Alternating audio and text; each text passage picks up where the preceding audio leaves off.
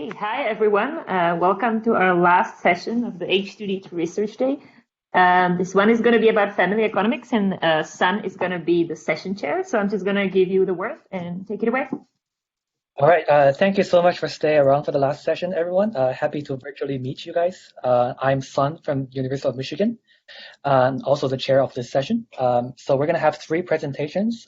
Each of you will have 15 minutes to present, and then we're going to have 5 minutes for questions. So we're going to save the question for the end of the each presentation because it's going to be hard to interrupt with this format. The only time I'm going to interrupt you is when you have 5 minutes left. So I will give you a reminder. All right. So Vivek, if you're ready, go ahead.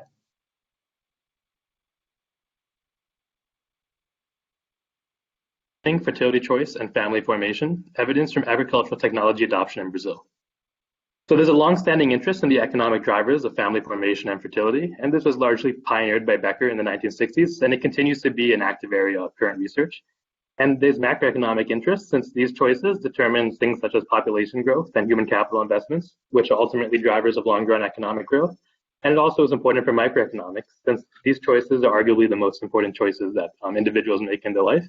So it's important for well-being, and particularly for women in many developing country contexts who may lack autonomy and power over these choices.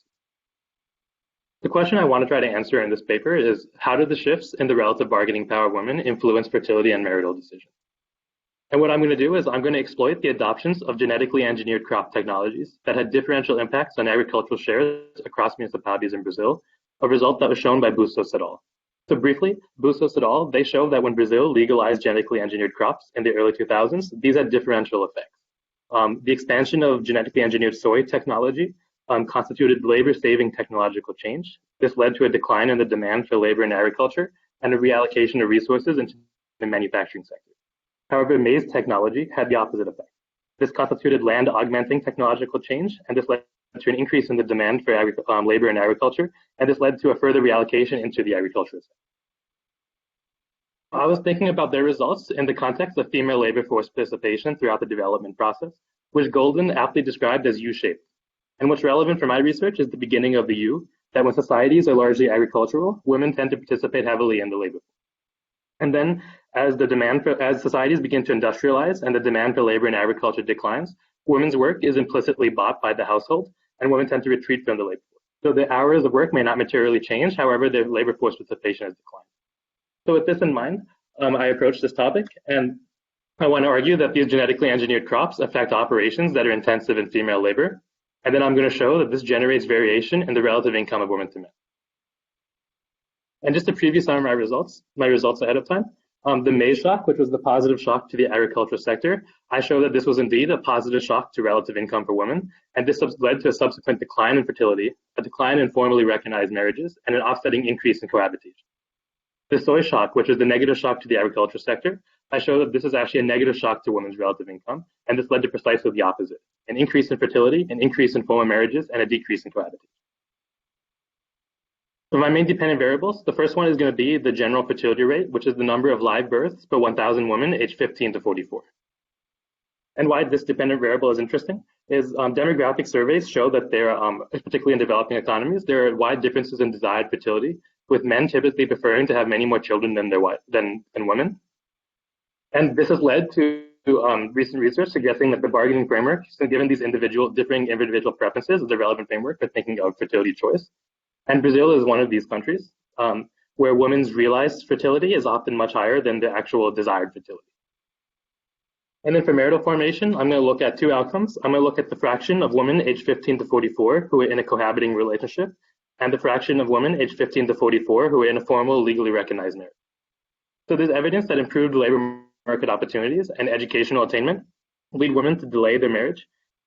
So this is arguably one of the dimensions in which couples bargain.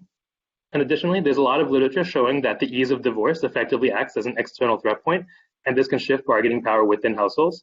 So in Brazil, over this time period, divorce was relatively difficult. For example, no fault divorce was only allowed if it was if both partners agreed, and only after a lengthy separation process. And alimony rights in the late 1990s were extending to cohabiting couples. So to the extent that being in a cohabiting relationship is the result of stronger bargaining power or places women in a position of stronger bargaining power, then these results can be informed. Now, so some to detail my empirical strategy. So women's work in agriculture across developing economies tends to include fertilizing and weeding operations. And studies of family agriculture in Brazil confirm that this is true in Brazil as well, as women tend to mainly perform tasks of clearing the land and harvesting it. So Bustos et al. In their paper, they show that areas that expanded with genetically engineered soy, this is primarily herbicide-resistant soy. So instead of having to hire people to go and clear the land and till the land, one person can now just go with this herbicide and spray it and kill off all competing crops. This effectively shedded the need for tillage and weeding operations in agriculture, and this led to a decline in the agricultural sector. Now, thinking of this in the context of women's roles in agriculture and developing economies, I show that this led to a relative decline in the demand for female labor. Conversely, they show that areas that expanded with maize technology, this contributed to a second harvest of maize over this time period. So Brazilian farmers were adopting new technology to grow maize during 2 seasons in the year. So this effectively increased the land endowment, since the same land can now grow 2 crops in the year instead of 1. And also looking into this, genetically engineered maize over this time period was not herbicide-resistant maize being adopted in Brazil. It was primarily insect-repellent maize. And Bustos et al. Show that this led to an increase in the agricultural sector. That thing in the context of women's roles in agriculture, I show that this led to a relative increase in the demand for female labor. And I want to exploit these 2 different agricultural shocks, which are changing women's relative income in 2 different directions. So this constitutes 2 tests with 2 different sign predictors. Now to detail my identification strategy. Importantly, I'm not going to use actual yields since those would likely be endogenous. So what I'm going to do is follow Bustos et al. And I'm going to use potential yields. So the United Nations Food and Agriculture Organization calculates potential yields for different crops based on pre-existing soil and weather characteristics, and they do this for different technology regimes. So importantly, they calculate this for a high technology regime, where they take the pre-existing soil and weather characteristics and calculate potential yields under a regime using newly available improved crop technologies, herbicides and fertilizers. And then they also take the pre-existing characteristics and calculate potential yields under a low technology regime. So this includes using traditional seeds and traditional cultivation techniques. And then what I'm going to do is take the difference between the high technology regime and the low technology regime to capture soil and weather characteristics that are favorable for the adoption of new seed techniques. And Bustos et al. Show that this actually predicts the adoption of genetically engineered crops. And just visualizing the variation that I'm going to be using, since I want to isolate these 2 different shocks. So I'm going to take variation in potential maize suitability that's uncorrelated with potential soy and vice versa. So this map is showing residualized potential yields across Brazil. And then darker shades of blue indicate higher suitability and higher potential yields, and darker shades of red indicate lower suitability and lower potential yields. So you can see right away that these 2 measures are negatively correlated, and this gives me some variation to identify these 2 effects. And just for context, the northeast area of Brazil and the northwest area of Brazil are relatively impoverished, and the southeast region of Brazil is relatively affluent. So I'm picking up variation across different regions in Brazil. And just for timing, genetically engineered maize was legalized in 2005, and genetically engineered soy was legalized in 2003. For the results today, I'm going to have data from the 2000 and 2010 census. So I'm going to have data before and after the legalization, as well as data across space through these potential use. So the regression I would like to run is regressing the dependent variable in municipality J at time t on fixed effects and the log of women's income relative to men's income. And then I want to include some pre-existing baseline characteristics in the vector x, such as the population density, the percent of the population that's rural, the literacy rate, the number of employed women to employed men, etc. And then obviously OLS estimation of this would be inconsistent as income is endogenous. It's an equilibrium outcome determined by supply and demand. So any supply factors that affect labor force participation in across municipalities would also likely affect marital and fertility choices. And you can even think of reverse causality, where changes in fertility can affect labor force participation and therefore observed income. So first, since I have 2 time periods from 2000 and 2010, I'm going to take within municipality first differences to adjust for any time invariant heterogeneity across municipalities. And then to capture these 2 different shocks, I'm going to use the residualized potential yields. So for the positive shock, which was the maize shock to the agricultural sector, I'm going to instrument for women's relative income with the potential maize. And then for the negative shock, which is a negative shock to agricultural sector, I'm going to do the same except for potential soy. And just note, for this negative shock, purely for interpretation purposes, you could think of a decrease in women's relative income as being the same as an increase in men's relative income. So purely for interpretation purposes, for the soy shock, I'm going to invert the income variable, so it represents men's relative. So for my identification strategy to work, I need these residual yields to be uncorrelated with the error term and correlated with relative income. So conditional on fixed effects and initial characteristics, the potential yields should not affect subsequent marital and fertility decisions independently of shifting relative. So first, I want to show first order effects and the evidence of my first stage relationship. So I'm going to regress the log of relative income on potential maize and potential soy. And note, by including both of these measures in the same regression specification, I'm capturing the same residual variation that I'm using in my IV estimate. Just I'm taking potential maize conditional on potential soy and vice versa. Vivek, So you can see here is the first.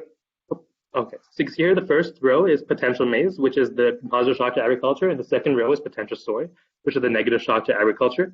And then, and these are measured in tons per hectare. So you can see, looking at column 3, that an increase in 1 ton per hectare of potential maize leads to a 10% increase in women's relative income. And an increase in 1 ton per hectare of potential soy leads to a decrease in women's relative income of about 19%. And I only have a conceptual framework to think that there would be gender-specific effects within the agricultural sector. However, I checked other sectors and I find no statistically significant effects, which motivates the use of relative income in agriculture as my main specification. So now looking at my main instrument of variable results, I'm first going to look at the maize shock, which is the positive shocks to women's relative income. And I scaled the coefficients so that they represent 10% increases in relative income. So what you can see here is first that a 10% increase in women's relative income leads to a decline in fertility of about 1.7 births per 1,000 women aged 15 to 44. And admittedly, I would have to put in more work to put this in context of magnitude with other literature. But since it's hard to find studies that use the same fertility rate, the same measures of fertility, what I can do for now is say that this effect is similar in magnitude to, in the United States, Otter, Dorn, and Hansen look at the effect of the negative China trade shock, which hurt employment opportunities for men. And this is very similar in magnitude to what they find in the United States. And then for formal marriages, I find that an increase in 10% of women's relative income leads to a decline in formal marriages of about 0.78 percentage points. And then an increase in cohabitations of about 0.8 percentage points, which is about a 10% increase on them. And then now looking for the potential soy as instrument, so this is the negative shock, we should expect there to be the opposite effect.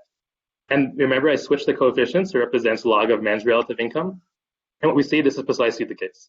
A 10% increase in men's relative income leads to an increase in the fertility rate of about 2.7 births per 1,000 women aged 15 to 44. It leads to an increase in formal marriages of about 0.6 percentage points and a decline in cohabitations of about 0.8%. Just in conclusion, I showed that there are 2 shocks to the agricultural sector in Brazil that have in fact gender-specific effects. And then I exploit these to test 2 predictions of economic models. And I find that these effects influence fertility and marital outcomes in a way consistent with what we'd expect from the literature. And just thinking of just the reduced form relationship alone, economic growth and development are usually found to be positive for women's empowerment. And this agricultural productivity in Brazil has been lauded as a huge success and sometimes as a model for other developing economies. However, I show that these different crop technologies are in fact gender specific, and they may actually have unintended microeconomic consequences. So Brazil is an early adopter of these technologies. And so this has implications for other developing economies as they begin their process of structural transformation by adopting these same crops, particularly in Africa, who are only now starting to adopt these technologies. And then going forward, since I'm trying to like shed evidence on a bargaining mechanism, I'm looking for a suitable panel household data set or consumption data set over the relevant time period so that I can show reallocations within the household of different consumption expenditures to further isolate these mechanisms. And that's it. That's all I have for now, and I'm happy to take any questions. All right, thank you very much. I don't think there are any questions in the Q&A panel, but if anyone have questions, go ahead and.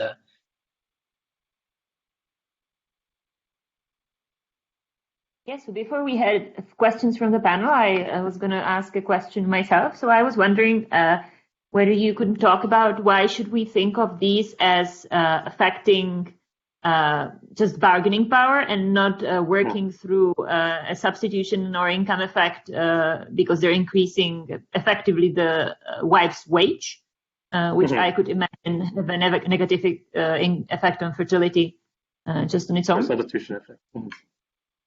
Yeah. So that's what I'm trying to lend some evidence to. So in Brazil is a context where there's widespread differences in desired fertility and actual fertility. So that's why a problem now because I'm trying to argue that there is actually a bargaining effect, and I'm only showing aggregate data. So that's why I'm trying to show reallocations within the household.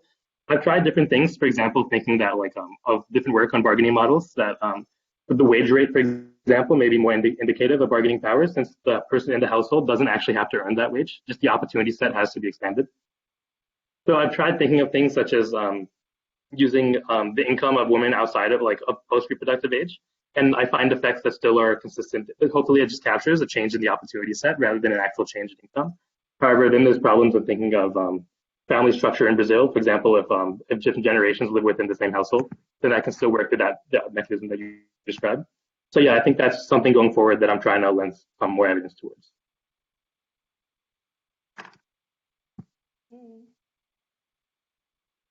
Yeah, I was thinking more in terms of, I don't think, I totally believe your estimates.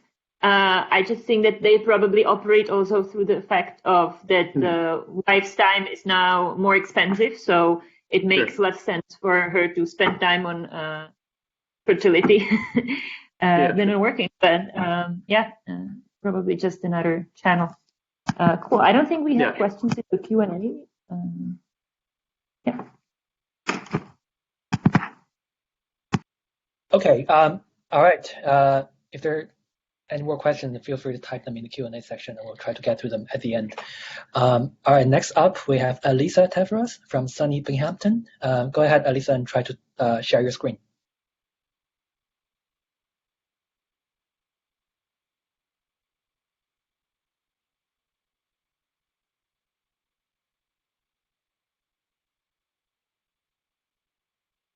Can you guys hear? Yeah, there you go. Go ahead and try to, if you can try full screen, maybe we can see it better. Yeah. Okay. All right, take it away. Okay. So thank you guys for having me. I'm gonna today be talking about my project on time allocation and household relative education. So this project is motivated by a few observations. So the wage gap is explained by household specialization when the wife is specializing in household or non-paid work, and the husband is specializing in paid work. The empirical findings also looking at time use surveys and other type of surveys on time allocation also find that there is disparity on the husband and wife paid and non-paid work time, and even when the wife works almost as much as the husband, she still do much more of the housework or non-paid work. There is also the fact that there is an educational attainment gap, which can also explain the labor market participation difference between husband and wife, and the fact that in the U.S., as in many other developed countries, women are attaining much more education than men, which is also increasing the percentage of couples with a more educated wife. Based on this, my question is, what is the impact of white relative education on the division of labor in paid work and housework? I motivate further to use white relative education because if we look at current wages, we will have issue with indigeneity of income, and they also do not reflect long-term labor market. By using educational attainment relationship between husband and wife, I'm also proxying for a relative lifetime earning or a permanent income potential. And also because there is a higher, the percentage of husband spouses where the wife is more educated is also increasing, it also helps to predict future changes on time allocation.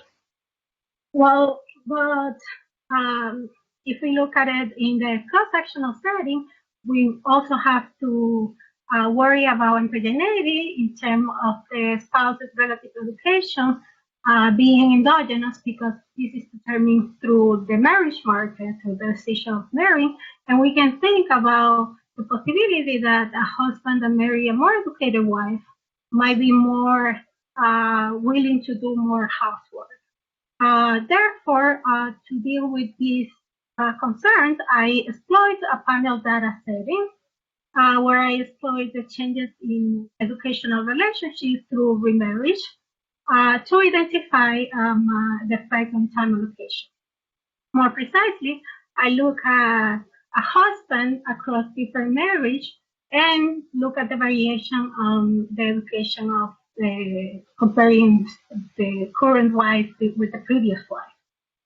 Of course, the underlying assumption is that this variation in education needs to be conditional on observable, is independent of time variables, unobservable that might also affect current time allocation. My main results say that wife relative allocation, when wife relative allocation increases, husband share of housework increases and paid work decreases. More precisely, when new wife is 1 year more allocated than the previous one, the husband share of housework increases by 0.28% and share of paid work decreases by 0.47%.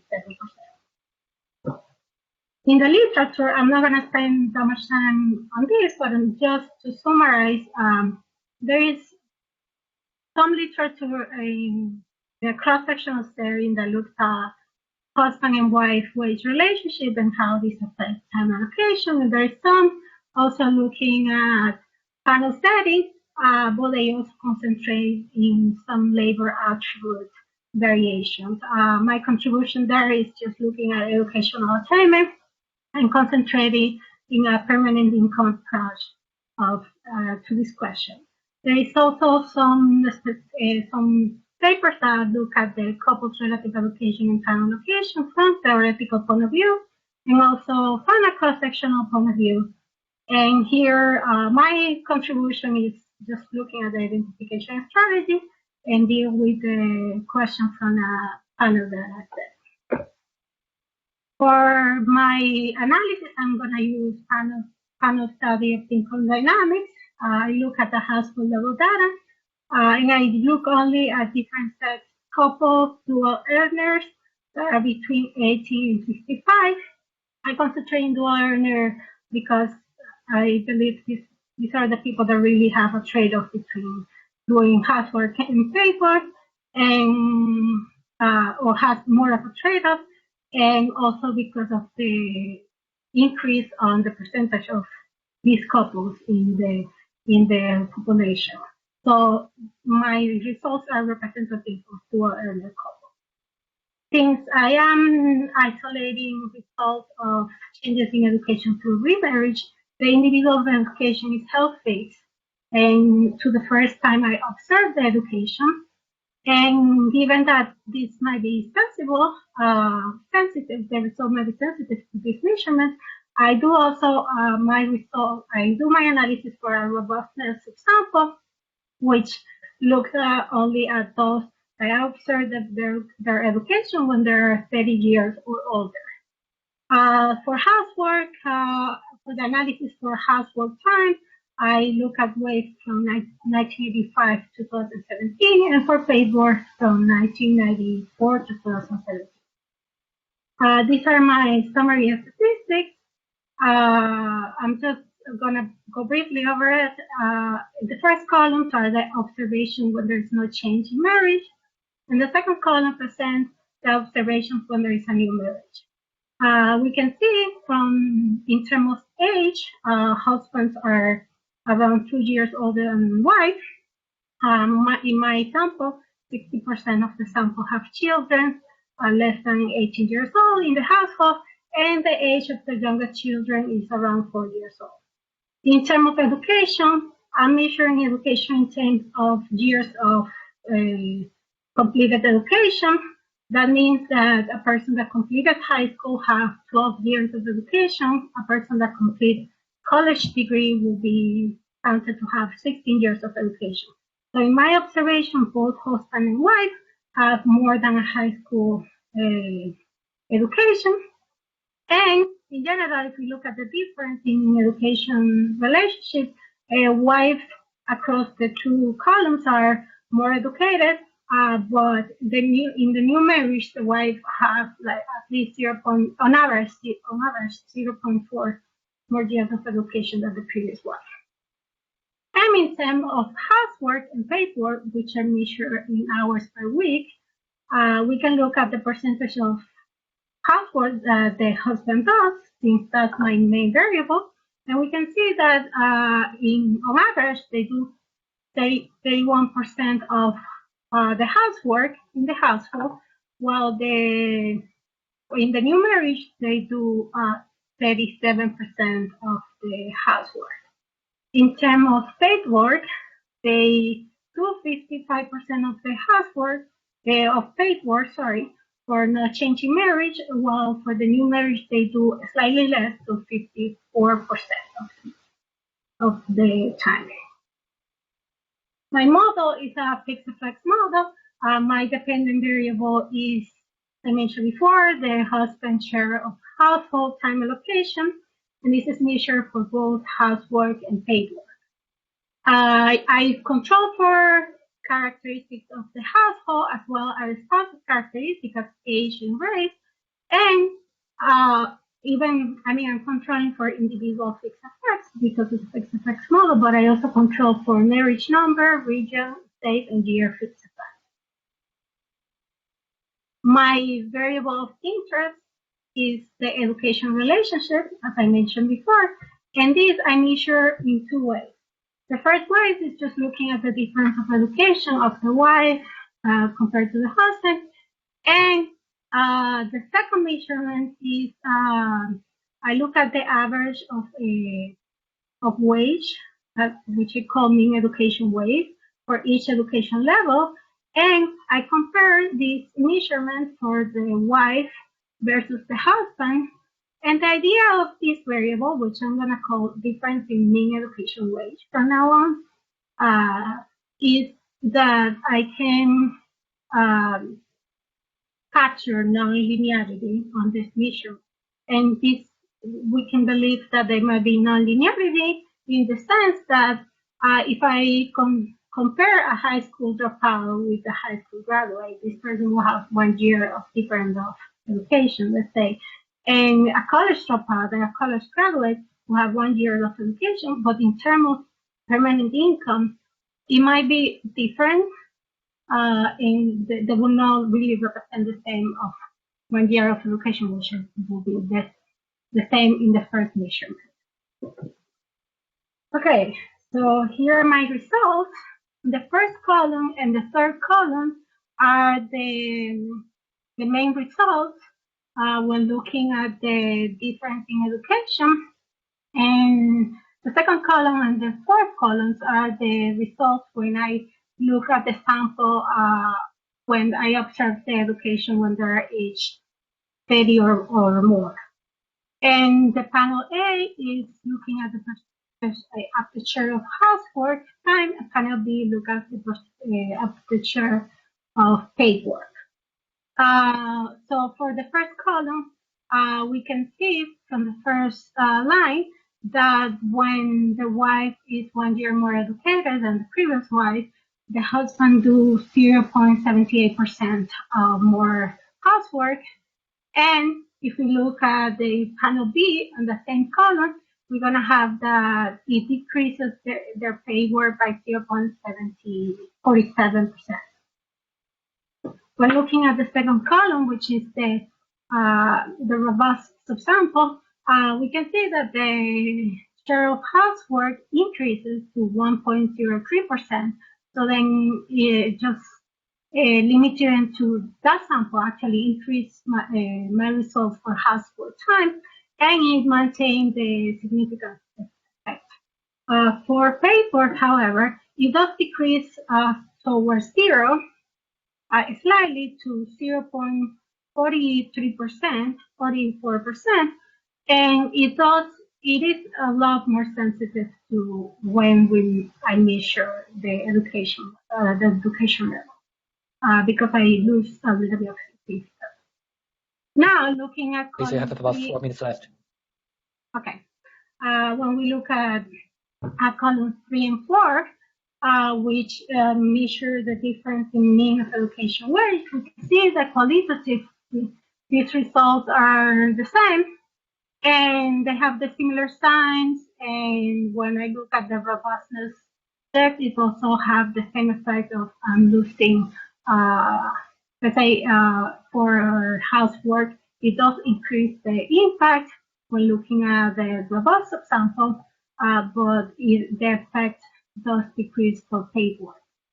So in general, the results are the same, are very similar, but they're just reacting to controlling for non-linear. So in conclusion, this paper tried to understand what is the effect of educational attainment in wife relative education in the household, and how this might affect the division of labor within the household. And it does find some results that kind of direct us to think that wife relative education generates a more gender neutral distribution of labor, and thus alleviate wife traditional role within the household. And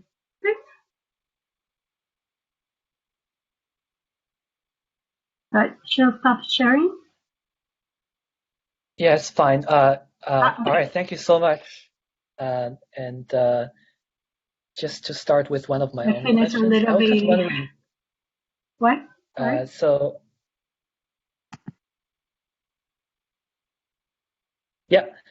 So just to start with one of my own questions, I was kind of wondering, when you're using the PSID, how do you, and you mentioned that your age group is from 18 years old. So I was wondering if you worry about some of them not having completed their education. Yeah, that's a concern, and that's why I do look on the.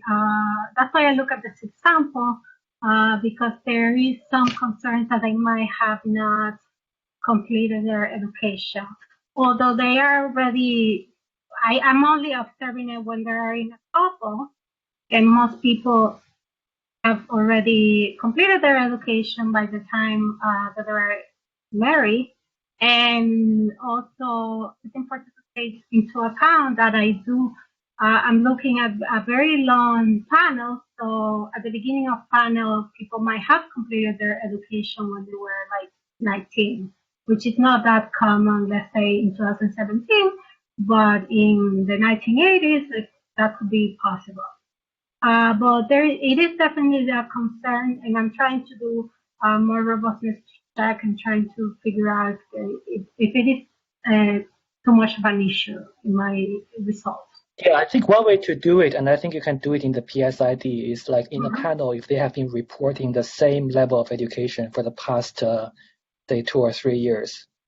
That might be a good indicator. Okay. Just to check if there's variation.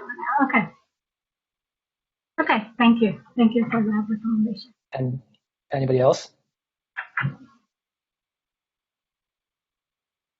Yeah, I was wondering if you could tell us, at least maybe descriptively, since you're using this variation from first marriage to remarriage, what is the common pattern? Are men marrying up more or down more, or? Well, there are definitely marrying more educated women. So in my results, when you look at the average education of the wife before and the wife after, the variation is coming from, obviously because I'm holding husband constant, the variation is coming from their marrying up in terms of education.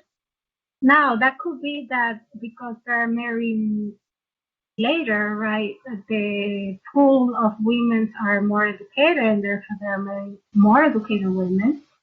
But yeah, they definitely are marrying up in that sense. Yeah, that's interesting. Yeah. So are the new wives more educated also than their current wife, right? It's not just a time effect of then everybody's older, I'm guessing. Yeah, no. The new wives are more.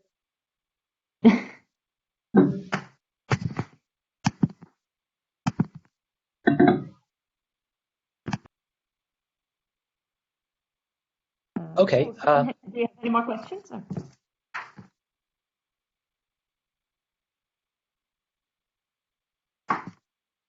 All right.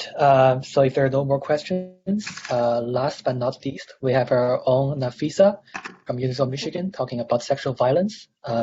Nafisa, go ahead and try to share your screen. Okay. That's the video. Yeah, and can you see the screen at this point? No, I can only see the video. How about now? Yeah, that's good. Go ahead and switch to your slides and full screen. All right. And so good evening, everyone, and thank you very much for sticking around for the final presentation. I'm very happy to present my work titled Women, Violence and Work, a Threat of Sexual Violence and Women's Decision to Work. This is a joint project with Tanika Chakraborty from IIM Calcutta. And this is very much a work in progress, so I'd very much appreciate your comments and feedback. So the motivation of this paper comes from two very disturbing trends in India. The first one concerns increasing safety for women. So a survey by United Nations in 2012, for instance, found that a striking 92% women in Delhi report experiencing some form of sexual violence in public spaces during their lifetime. And these kind of reports have actually increased a lot over the years. The second disturbing trend is that of the low workforce participation of women in India. If you look at the records, basically women's labor force participation has stagnated at around 18% since 1980s, and that's very surprising considering immense growth as well as fertility decline, rising wages in India. And so in this paper, what we try and figure out is that whether or not these two trends are linked in some way.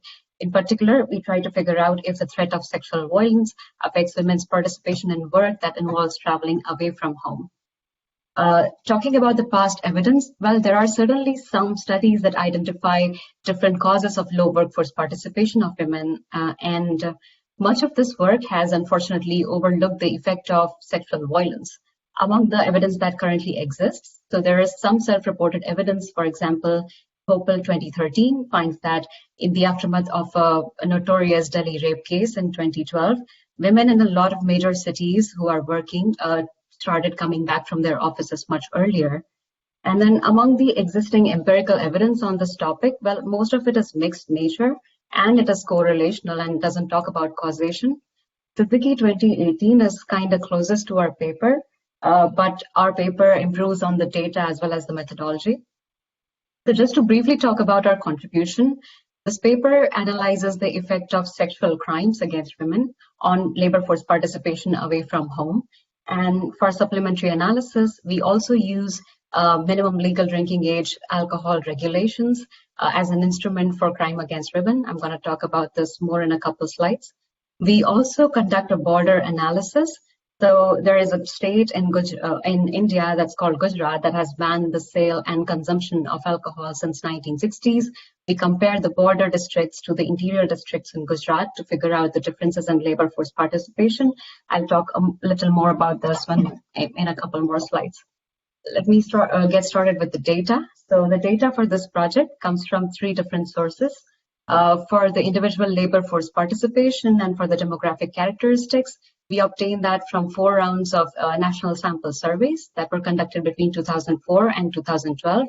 Our sample primarily includes urban women within the age group 21 to 64. And then because geographical boundaries have changed over time, we make some minor adjustment to the boundaries so that we obtain consistent geographical boundaries over these years. For the sexual crime data, we rely on the Crimes in India publications by National Crime Record Bureau. This is essentially the official source of crime publication in India. So what this tells you is that at the initial process of criminal investigation system, how many reports were registered with the police for given sexual crimes. And among all the different crimes against women, our primary focus is on rapes, molestation, and sexual harassment, because we believe these are the ones that are faced on day-to-day basis, either at the workplace or during the commute to the workplace. Lastly, for the state-level alcohol drinking age regulations, we rely on state excise laws that are published by the state governments. We were able to document the legal drinking age policy for 25 states out of 28, and 6 out of 7 union territories that more or less constitute 90% of India's population. So let me get started with the baseline results. So this is a linear probability model. On the left-hand side, I have WIDT, which is an indicator if individual I from district D participated in workforce outside their home in the survey year T, as opposed to staying home and just engaging in domestic duties. On the right-hand side, the primary variable of interest is CDT-1, which indicates crimes, the sum of reported rape, molestation, and sexual harassment cases. And notice that we have a lag here. The reason is just to address the obvious problem of simultaneity. In particular, if there are more women participating in the workforce in a given year T, we would expect more women to be vulnerable to sexual crimes, and hence we might see more crimes in that particular year T. So that doesn't tell us a lot about causation. Then XIDT is essentially individual and household level characteristics that might affect employability or choice of women, and this basically includes age, education, household size, etc. Lastly, so delta D and delta T are district fixed effects and time fixed effects, and these are important to control for some very important source of endogeneity. So for example, some districts that are super conservative might see more sexual crimes as well as less women's labor force participation. If you look at the table that I have here, from left to right, we add more and more controls. The last column is the one that I'd like you to focus on. So this is the one that has all the controls. And what this tells you is that for each additional crime in per 1,000 women in a district, the probability of workforce participation outside home declines by 6.3 percentage points. So we also conducted a bunch of heterogeneity tests. In interest of time, I'm not going to spend a lot of time discussing this, but the main takeaway is that the decline is actually much higher for urban women as compared to rural women, and it is also much higher for religious minorities. Now, one very important concern that we have here is that the negative association might just be driven by poor economic conditions and might not really say something about the causal relationship. So poor economic conditions, for example, might lead to more crimes against women. They might also lead to less labor force participation. And to test that, we conduct a bunch of placebo tests. So the first thing that we do is we replace the sexual crimes by some gender neutral crimes. So for instance, we replace it by theft and murder. The idea is that if poor economic conditions are indeed responsible for the relationship that we see, we might also see a negative association between gender neutral crimes and female labor force participation. And looking at the table, well, we don't really see any evidence of this happening. We do a similar analysis, but except, so the third column shows what we obtain by replacing female labor force participation by male labor force participation. The idea is again similar. If the negative association is driven by local economic conditions, there might also be a negative association between sexual crimes and male labor force participation. We don't really see a lot of that going on as well. I'd be a little more careful about the last column because male labor supply is pretty inelastic anyway. But yeah, that's what we get. Yeah, so there might still be concerns that the negative association could, again, just be driven by some functional form anomaly or some other socioeconomic factors. And to address all of these issues, we conduct a bunch of robustness tests as well. So first of all, we try and add linear time trends, district level linear time trends. We also add some district level controls that might control for some socioeconomic factors or local economic conditions, so male literacy, child sex ratio, male employment rate. And then we also try and change the definitions of dependent and independent variable. So for instance, we try lagging crimes by 2 years instead of 1 year. And more or less what we find is that our results are pretty robust to all of these specifications. We still see a high magnitude. If anything, we actually find much higher coefficients in these regressions. Another thing that we do worry about is that of time variant confounders, and also measurement error because of, well, underreporting as well as forced reporting. That's a problem with all kinds of reported crimes, and it does pose a challenge to accurately measuring criminal activity. So to deal with this issue, we also conduct some additional analysis using alcohol regulation policies. To give you a background, now these policies, the alcohol-related policies in India, they are mostly enforced at the state level and not at the national levels. We do see a lot of variation within state as well as across states. Some states, such as Gujarat, they completely ban the sale and consumption of alcohol, while there are others that fix a minimum legal drinking age somewhere between 18 to 25 years. Now, a lot of previous evidence in the literature suggests that policies that limit alcohol access tend to reduce instances of crime against women. And we also believe that MLDA is probably unrelated, not directly correlated to female labor force participation. So as such, we are able to use alcohol policies in two different approaches. First of all, we construct an instrument for crimes. So what we do is we use the fraction of men who are legal drinking age in a state in a particular year T to instrument for crimes in year T -1. And obviously the fraction in year T is just used to approximate the population in year T -1 because we don't have data for year T -1. In the second approach, we conduct a border analysis. So we use the state of Gujarat that has banned the sale and consumption of alcohol since 1960s, and we compare the adjacent districts of Gujarat that are at the exterior and share a border with a neighboring district with liberal policy to that with the interior districts that do not share a border with any neighboring state. I'm going to talk in a lot more detail about these two approaches. Let me get started with approach one. So this is the specification that I have for the instrumental variable. One important thing that I would like you guys to notice is that this regression is run at the state level as opposed to the baseline regression, which was at the district level. The reason for that is that the instrument that we are constructing is obtained by aggregating NSSO data, and NSSO is not representative at district level. So another thing that I want you to notice is the reduced sample size here. So this is only conducted for the states for which we were able to document MLDA policies precisely.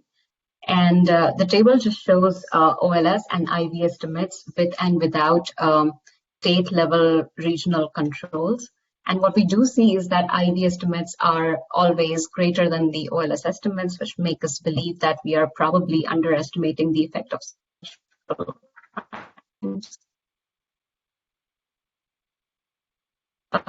to talk about the second approach, so this is something that we have been thinking about. I need what people says. What we do here is that we construct contiguous pair district. So we are pairing adjacent districts here. So the districts that you see here in dark gray are the ones that lie on the border of Gujarat and share a border with neighboring districts of that have liberal alcohol policies. The one in light gray are the ones that share a border with exterior districts. And then we pair the ones that are adjacent to each other. So for example, Bharuch here, that is an interior district, is paired to Vadodara, Narmada, and Surat. And this is what our final specification looks like. So on the on the left-hand side, we still have the same indicator variable that basically describes the female labor force participation. On the right-hand side, now I have a border variable. So this is an indicator variable that indicates whether or not a district is an exterior or an interior district. And then again, we have the same control variables such as the individual and household fixed effects, individual and household controls. And notice that instead of district fixed effects here, we are using pair fixed effects. The reason is that district fixed effects would just be collinear with the border variable. So the table here shows the results of this specification. And I'd like you to focus on the last one. How much? 5 minutes left. Oh, okay, sure. Okay, so I'd like you to focus on the final column here that basically has all the controls. What this tells you is that controlling for all individual level covariates and the time fixed effects, pair fixed effects, a person who is living in a border district is less likely to be engaged in workforce by 5.1 percentage point compared to somebody who is compared to somebody who resides within Gujarat.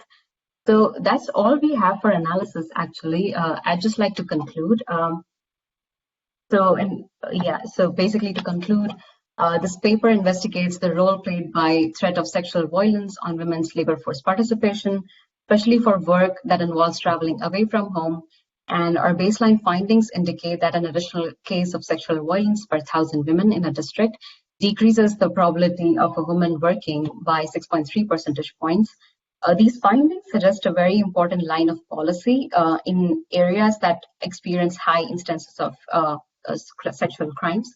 So this suggests that we could think about reducing implicit cost of traveling to work. This might involve safety in public transport or endorsing work from home. A lot of economists have thought about different kinds of policies to increase female labor force participation, such as tax incentives and maternal benefits. And a lot of this is actually context dependent. So this is what we find, especially for contexts in which there is high crime against women. We believe that policy should also focus on reducing the implicit cost of traveling to work. And this also suggests that while addressing crimes against women has important economic implications above and beyond ethical and social imperatives. That's all I have. Thank you very much for listening, and I welcome all the questions and feedback. Thank you. All right, thank you very much. Do we have questions here?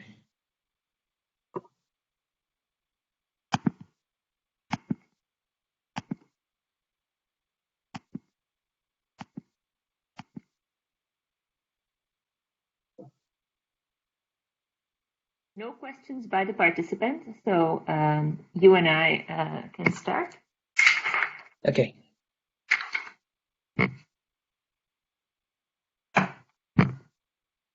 Yeah, so I'm gonna start then. I was wondering, not super familiar with the context, but is there any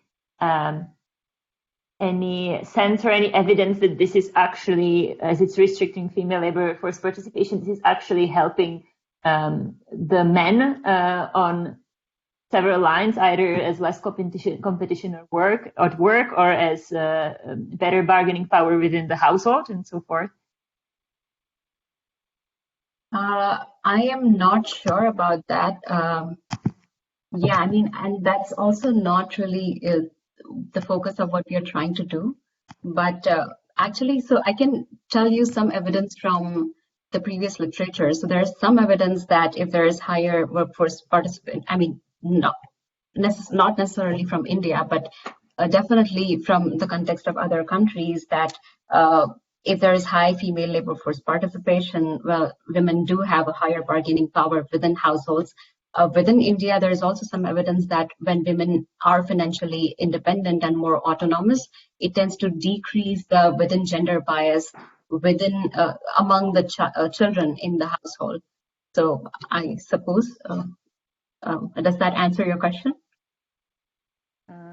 Yeah, I was wondering, what are the motivations for passing policies or anything on the male part of the population, presumably helping them. So as in, what are the motivations for trying to increase female labor force participation? Is that what? Yeah, maybe we can talk about that later, because we have a question now. Sure. From one of yeah, of course. Yeah. That is practical on if you wonder that the passage of anti-alcohol laws in states is related to how Muslim a state is, and I'm guessing presumably how that affects your identification. Yeah, so that's a great question. I think that Jammu and Kashmir was probably the only Muslim majority state in India, and the MLDA policies in that state were pretty unclear. So we skipped that state anyway. So yeah, I guess more or less it should not matter for the rest of the states because they're not Muslim majority states.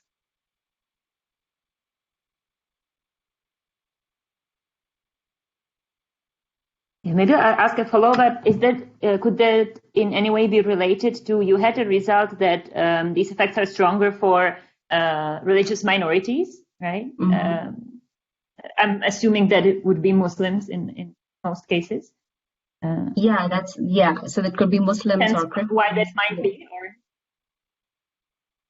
Yeah, so I mean, I guess the mechanism that we do have in mind for that is that for these populations, I guess the stigma cost might be just much higher.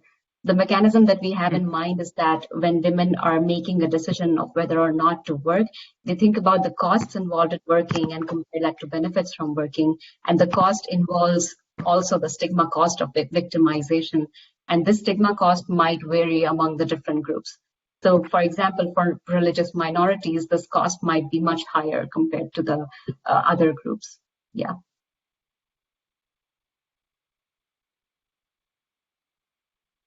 Yeah, great. It makes sense. Anybody else has any questions? More questions? All right. Well, thank you very much for joining me. And if you have any more comments, please feel free to email me. Thank you. All right, thanks everyone.